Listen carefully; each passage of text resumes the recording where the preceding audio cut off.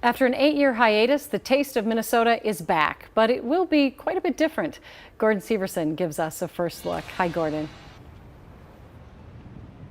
Yeah, I wanted to give you all a quick rundown of what you're going to see here at the Taste of Minnesota. There's going to be 2 gates to get in. The first one is the north gate over here at the corner of Nicollet and Washington, and then the south entrance, which is down Nicollet at the corner of 5th Street. At both gates, they're going to put you through a metal detector. They're also going to check your bags. You're not able to bring in any food, drinks, or weapons of any kind. Now, if you come through the north entrance here, right away you're going to see a music stage, the songwriter stage. It's going to be kind of acoustic type music, kind of welcoming you into the event. And then all in this area, this is going to be food trucks up and down the street here. And then this grassy spot over here, this is going to be the family section. They're going to have a lot of games and activities for the kids. So if you have kids, this is going to be the section where you're going to want to hang out most of the event. Now, I'm going to show you up here, going up the stairs here. Around the corner is a big parking lot. You can see behind me over here, there's a lot of cars in that parking lot right now. During the event, they're actually going to close off that parking lot, and that's where the main stage is going to be. That's where you're going to see all of the big headliners for this show. Further down Nicollet, you're going to see Chef Corner, which is a lot of the best Twin Cities chefs are going to be setting up pop-up food stands with food that you can buy.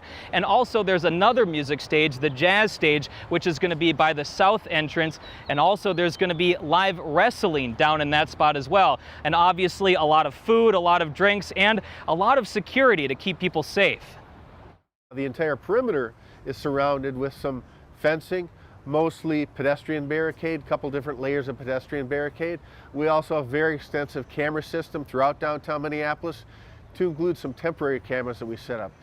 And in addition to that, we have significant law enforcement. Minneapolis Police will have nearly 100 police officers working in and around the festival, as well as all the private security that we have hired from the Taste of Minnesota to keep everybody safe.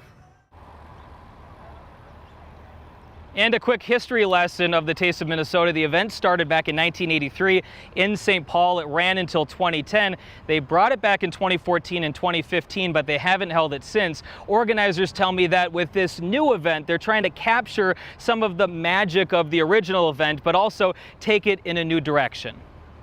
There's a lot of music options this summer. Those tickets are pretty expensive. We're excited that we can bring some of the same energy with those national acts to downtown Minneapolis, but do it for a more affordable price point.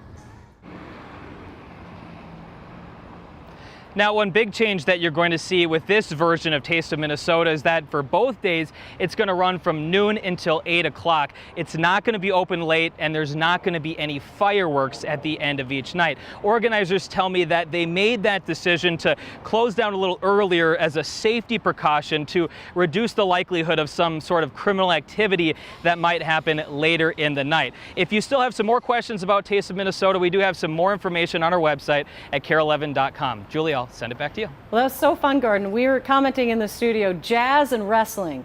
Now that's America right there. Sounds fun. Yeah. Thanks, Gordon. Quite a mix, quite a mix.